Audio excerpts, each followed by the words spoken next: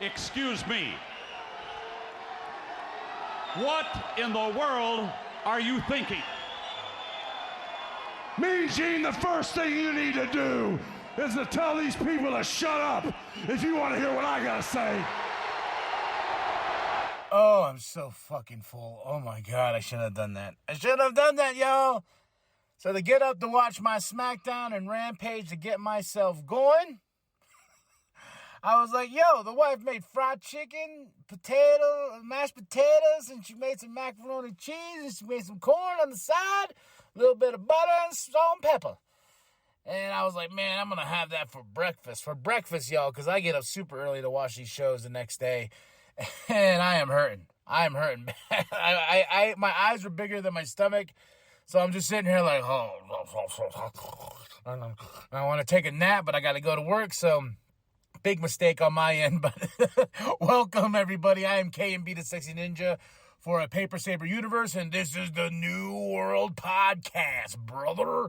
And we're going to talk about SmackDown, September 29th, 2023. We are in Sacramento, California. Kevin Patrick, Michael Cole, Corey Graves on commentary. We got a lot going on in the WWE Universe. Matt Riddle. So video has come out from TMZ. The incident at the airport.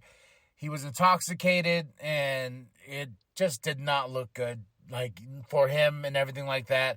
Then afterwards, putting out that, I think that tweet, or X, whatever you want to call it. And that really kind of put him on investigation. And then evidently WWE let him go. You know, so I don't know where he's going to go. We got Wrestle Dream this week, so everyone's making speculations. But I don't think he's going to go to AEW. I think he's going to take some time off and go figure himself out. Edge is done with WWE. Where's Edge going to go? Will Edge make the cross to AEW? Will him and Christian get back together and cause some havoc in AEW? Who knows? You know, and I don't think he can go by the name Edge at AEW, so it'll be interesting if he goes by his real name or anything like that. And Jade Cargill is in WWE now. They had a little highlight for her tonight. I think somebody asked me, like, how come we haven't talked about it yet? Well, it's just because I wanted to wait until SmackDown, you know, because it's been a long week, you know, and I think Jade in WWE is the perfect fit. I say that now until we actually see the run start with her. You know, her headlining a WrestleMania, her, you know, becoming an all-time bona fide superstar. She did what she could in AEW. And AEW's women's division has been here or there, you know, and WWE's that same way as well. But they have bona fide stars in the women's division. You know, you're Becky, Charlotte, you know, Bayley, you know, the Four Horsewomen, you know, you got Sasha Banks who moved on. Now she's Mercedes Moné. Like, you have these solidified stars, you know, and I think Jade can be one of them. I would love to see Jade and Charlotte Flair tie it up in the ring. I would love her and fucking Io Sky tie it up. Like, there's so many possibilities. I'm like, man, I want to see what Jade can do. Everyone's like, should she go to the NXT first and then go to the main roster? That's where I'm like, she would dominate in NXT. Then, I think taking her in NXT, getting her exposed, you know, because she made a lot of headlines. A lot of headlines for WWE. Even that really cool video of her walking up to the Performance Center. She goes, pulls her glasses off. You know, it's all the acting, baby. You know, you got to do what you got to do. You got to promote yourself. Then she had this awesome room that says Jade and WWE, you know, with the balloons and stuff like that. So she's definitely happy. Multi-year deal in the WWE. And I would like to see, I would say throw her to the main roster. But I think first Triple H and them would be like, you know what, let's have you dominate a little bit here in NXT. You know, Kevin Owens wasn't in NXT very long. You know, like that's, you know, let them go there for a little bit, and then you can shoot them off to the main roster, and we can get some really great stuff going. You can even have Jade Cargill defeat Becky Lynch for the NXT Women's Championship maybe before the end of this year or the starting of next year, you know, have her build a feud with Becky. And I'm just like, oh my God, Becky Lynch versus Jade Cargill. Oh my God. You know, and I wasn't the biggest Jade fan either. Like, she has some great matches. Her last match for AEW was fantastic. Was the fact that it was on a Rampage, I didn't really care for it. I thought, maybe she could deserve a Dynamite, send-off, a Collision send-off, but not a pre-taped Rampage, But I believe Jade is home. She's home where she needs to be, and I think they're going to have some great plans with her. So now we're going to talk about SmackDown. We're going to talk about Jimmy, Solo, and Paul coming into the ring and laying waste, talking about how they laid John Cena out. John's not here tonight. He's having some troubles getting here, but he will be here tonight. But the best part about this was Jimmy. Jimmy was the one that was like, hey, acting like Roman, taking the mic away from Paul and saying we the ones and everything, doing everything they can. And then here comes Carl Anderson beating down Jimmy and Solo for his brother, AJ Styles, and he's like, yeah, this is OC business now, you sucker. Then I really like this part here where Jimmy, Solo, where they're outside the ring and Paul's in Solo's ear, and then Solo looks at Jimmy and goes, handle this or I will. Then Jimmy's like, all right, and he put up his hand to do the hand, he put up his hand for a handshake and everything like that, nothing, and then he just did it to midair to himself. He's like, okay. So the first match of the night, Jimmy Uso versus Carl Anderson, it was a very quick match. It wasn't anything like, oh my God, but Jimmy Uso got the win. Carl Anderson tried to fight afterwards, and nope. But after they're walking out, Michin comes out. Holy shit, she slapped the piss out of Jimmy Uso. I mean, slapped him so hard he went into next week. Hell, he's at next year's WrestleMania already, and he's like, he got up too. He's like, God damn, what happened? Even his, that was a slap, man. And I was like, oof, Michin. That was fucking awesome. That is a great moment. Xavier posted, what did the 5 fingers say to the face? A slap. Not just a slap, but a Michin slap. Oh, man, but Jimmy's face was the best part of that whole fucking thing, because he's like, oh, shit. He's sitting in catering at WrestleMania 40, like, how did I get here? Sorry, it was just a great slap, man. Kathy's backstage with Santos Escobar. He has his interview because he has a big United States Championship match tonight against his hero, his mentor, Rey Mysterio. And he says, this is a dream come true. Rey, I've looked up to him all my life and everything like that. And to have this caliber of match is an honor. But he said this, he goes, Rey, I know I had to bring everything. And that's the best way to show respect. So you better be ready to fight. And we get ready for that match later on. Jimmy, Solo, Paul backstage. Jimmy being a bully to the staff and everything like that. So, they're causing havoc throughout the show. And John Cena's on the way. So next up is Grayson Waller. The Grayson Waller effect with Bobby Lashley. Bobby's like, yeah, I made a mistake with the Street Profits. In my mind, I was like, no, you didn't. No, give him a chance. And Street Profits come out. Bobby's like, hey, well, beforehand, Grayson was like, hey, you're trying to look for a tag team? What about Grayson Waller and Austin Theory, huh? Undefeated, baby. And Bobby's like, I don't want to see it. The Street Profits came out, and Bobby's like, prove it to me that you want to be part of this, business here, okay? And he walks out, and even Street Profits like, what does that mean? What does that mean, dog? He's like, prove it to me. Prove what? Well, Austin Theory comes out after Grayson Waller called him out, but we have Austin Theory versus Cameron Grimes. Fucking Corey Graves called him the 150 million hitman. Due to him causing 150 million views for The Rock and Pat McAfee segment where they beat his ass. But man, even Michael Cole's like, what, the 150 million hitman? That's what he kept on calling Austin Theory, and it was great. Dragon Lee's in the crowd. He's looking at Austin Theory. Austin Theory kind of taunts him a little bit, but then we have Austin Theory versus Cameron Grimes. Austin Theory for the win. I want to see more with Cameron Grimes, though. I love Cameron Grimes. I think he's great. To the moon! Even though that gimmick was a little silly, I think he's he had a really great debut. I think it was against Baron Corbin, right? He just stomped his ass in 1, 2, 3, and I was like, oh, here we go with Cameron Grimes, and nothing. So Austin Theory for the win. Taunting Dragon Lee, about to get in the fight and everything like that. We go backstage. Kayla's with Rey Mysterio. Rey Mysterio basically says the same thing back to Santos. And he says, you better bring the fight. And now we have the United States Championship match right here. And before the match, we have Jimmy Solo backstage beating down what's left of Hit Row.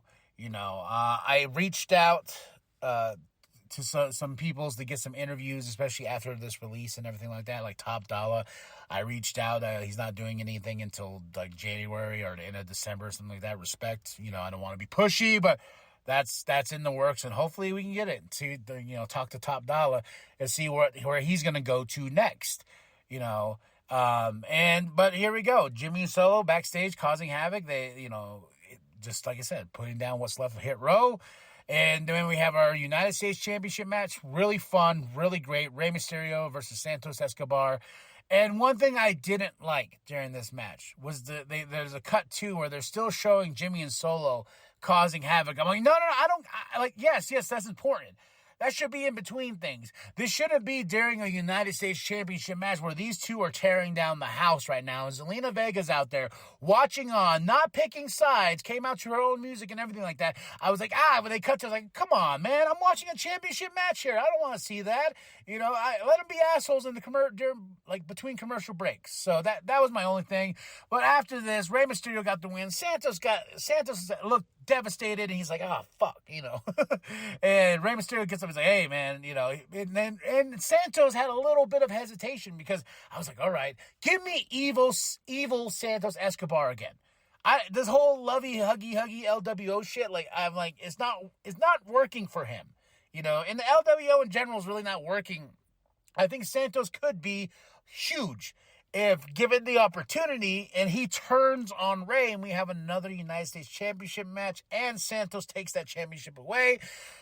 So a little bit of hesitation, then the Street Profits come out, they attack, and this is what Bobby wants. This is proving the point. This is proving that they want this, and Bobby comes out, and man, the rest of the LWO comes out, and poor homie, he came running, and Bobby just turned that elbow and flattened his ass so fast, it's like running into a tree trunk. It's like, and Bobby gave no fucks, though, because he just, like that, he just turned, watch it. Watch when he's running down, and Bobby just goes, ba-ba. What? But the Street Profits looking good. They're walking out.